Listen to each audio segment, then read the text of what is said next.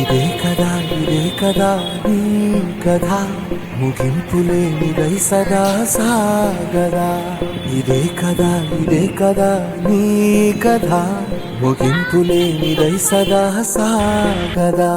నీ కంటి రెప్పలంచున మనస్సు నిండి పొంగిన ఓ నీటి బిందువే కదా నువ్వెతుకుతున్న సంపద.